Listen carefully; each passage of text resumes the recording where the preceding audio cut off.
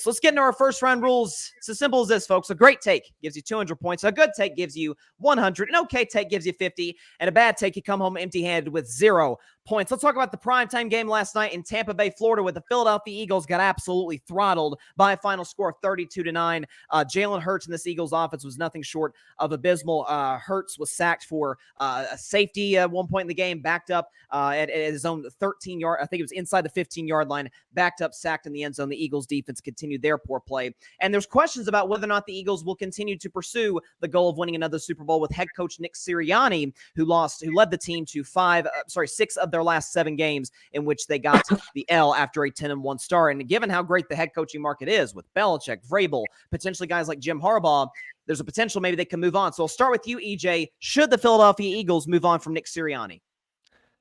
Emphatically, yes, in my opinion. I think that he fit the script last year with, there in Philadelphia, blue collar, chip on the shoulder, loud, flamboyant kind of a guy.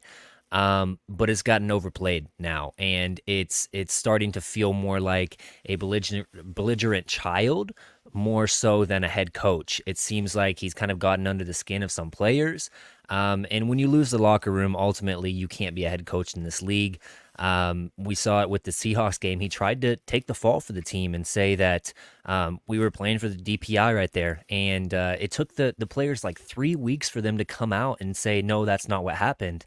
3 weeks? Like, are you kidding me? You're going to let your coach set on that for 3 weeks and you're not going to have his back. I think that he just lost the locker room. Slid 5 of the last 6 in the regular season, go into Tampa Bay with no more adjustments, no more answers for the blitz pickups, and it cost him the game, ultimately. Jalen Hurts had another bad game playing against the blitz, and as an offensive-minded head coach, you got to figure out how to do better, and especially with that offensive line. So I say yes. Yeah, and that's a great point you made in regards to the blitz. Like, I remember seeing the stat going into the week that Hurts was one of the lowest-rated quarterbacks in the league against the blitz. Tampa Bay blitzes about as much as anybody. Obviously, Todd Bowles calling that defense. So, that when you're not able to make adjustments to something you knew Tampa Bay was going to do coming in, that's definitely a problem. EJ, I'm going to give you on your very first segment of the 8 o'clock spot a good take. Gives you the 100 points, get on the board right off the bat. To Tim Barnard, should the Philadelphia Eagles fire head coach Nick Sirianni? Yeah, I think they should. I mean, the Eagles, like you said, EJ, lost 5 of their last 6, including that last one to the Giants, which should have been a friggin' layup. But their last season compared to this season, I mentioned a couple weeks ago on my first 8 o'clock spot how the team looked different.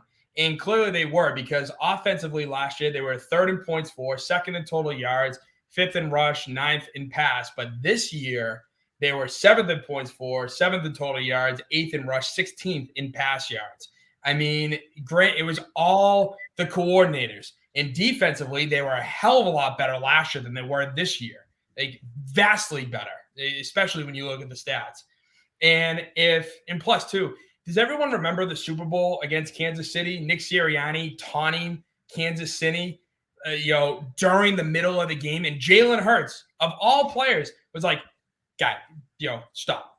And if you want to look at the head coaching bit, that head coaches that are out there, yes, you got Vrabel. Pete Carroll is a possibility if you can pry him out of Seattle. But there are some great, coordinators out there that you could probably steal from another team. The only reason why I did not say Belichick is because when they did the Football Life on Bill Belichick in 2009, they played the Eagles in Philadelphia, and he's quoted saying to Tom Brady, "The only thing I can root for in Philadelphia is the national anthem, nothing else." So, I mean, that's why I would, scrap Belichick. But again, if you give him enough money, he'll go anywhere. So at the end of the day, yes, Sirianni needs to get out of there. He's a tool bag, and the team is vastly different from last season to this season.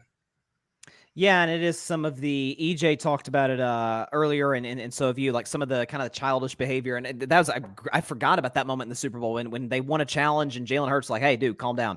And you saw the moment in Kansas City where he was yelling at the fans like, name any other coach in the NFL that's doing that. I mean, the Eagles and Chiefs aren't even like rivals like that. This isn't Dallas. This isn't Washington, the New York Giants. It was a very odd moment, but something that's become seemingly quite common with Coach Sirianni. I'm going to give you a great take, Tim, the 200 points. I thought you make some great points regarding how the offensive defense defense has truly regressed, especially the defense. And, listen, it seems like the more I've talked about this on my show, Carving It Up, that the more that Sirianni is involved with the play calling duties or just any duties in general, it seems to me that the worse it gets, even if you go back to his first year in 2021. So great take by Tim. To you, Dalton, should the Philadelphia Eagles fire Nick Sirianni? No. No. Now, I actually think both of you made some pretty decent arguments. Look, at the end of the day, we're talking about a bad, not even half season. We're talking about losing 6 out of 7. It's ugly. I get it. It looked really bad last night. The team did give up last night. None of that's good. That being said, 3 years ago, you're looking at an Eagles team that had just gone 9-7, 9-7, 4-11. Now they've gone 9-8, 14-3, 11-6. You tell any Eagles fan 3 years ago that's what they're in for, and that you're thinking about firing the coach, they'd tell you that you're nuts. Now, I understand it's not that simple, but the reality of what's going on here is it's a bad half season because the secondary got really old all at once. Byard fell apart. Bradbury fell apart. Slay fell apart. These guys were productive last year.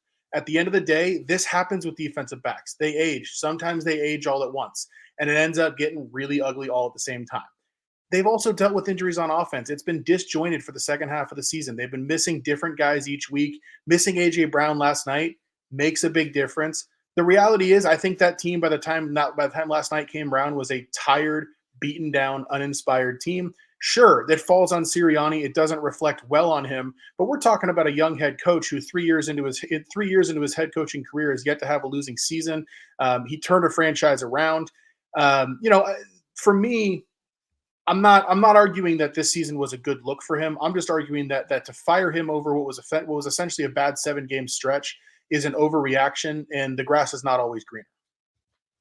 It's not always greener, except in coaching cycles like this. That's one thing. You made a great case regarding it was going well, the injuries, and that those do play factor. AJ Brown, Jalen Hurts screwed up his finger last week against the Giants. Other injuries on the defensive side of the ball. But one thing I would say is that there's debate in right now. We'll talk about this team a little later. But should the Cowboys move on from Dak Prescott? Well, if Patrick Mahomes was on the market, yeah, you move on from Dak if you have a shot to get the best quarterback in the world, or Joe Burrow or somebody. I think the same could be said with Vrabel in the market, with guys like Bill Belichick, et cetera. But we'll see how it plays out. So I'm going to give you a good take, Dalton. I think you made some good points regarding the injuries in Philadelphia, because those do factor. And listen, you could make the case that it was a bad situation. I wouldn't say a terrible situation, but the roster was seen better days when he took over in 2021. Finally, to you, Dylan, should the Eagles fire Nick Sirianni? I feel like this is a tough question because I part of me, I definitely see what Dalton's saying, where you have a young coach that definitely put up some good results, but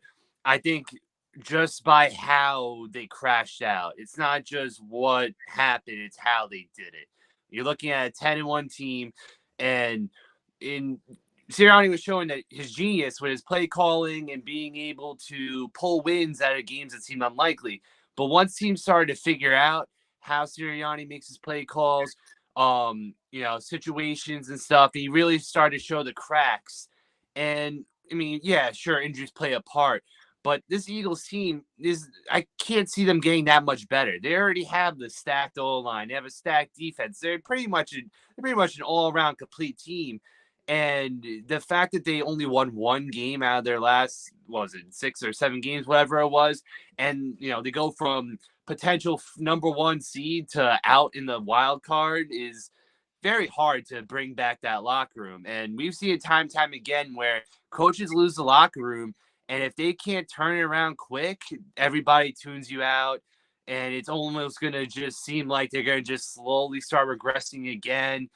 I don't know how the free agent market's going to be, but especially with all the coaches that are available, why are you going to stick with someone like Nick Sirianni? Well, yeah, he brought you to a Super Bowl, but you could have way more seasoned, way more, composed coaches that have way more proven track records. And, I can see a Vrabel turning around that team and even make them even become a champion, where Sirianni kind of fell apart with his, just his bombastic attitude and almost cockiness to a certain fault. And it just doesn't seem like a good look. I can't see Sirianni turning that locker room back in his favor unless if he really just 10 seconds still.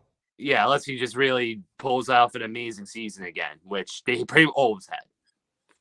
Yeah, and that's one thing that's interesting regarding how it's going to play out is that the locker room seemed to be fractured again. The effort was horrendous by both sides of the ball. And then I'll tell you one thing. You were talking about the roster. I know for a fact one area where they will objectively not be as good at in 2024 is center because Jason Kelsey retired after the game was over. So that's going to be a big time loss. I don't know if we're talking about Dalton. You have anything in response?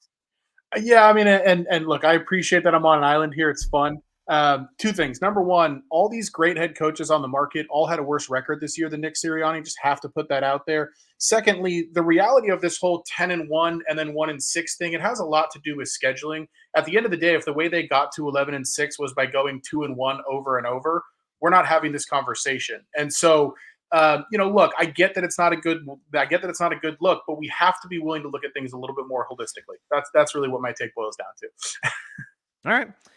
Dylan, okay take. I'm going to give you the 50 points there. Okay take. I don't know if, regarding the roster, I totally agree with you, but okay take across the board.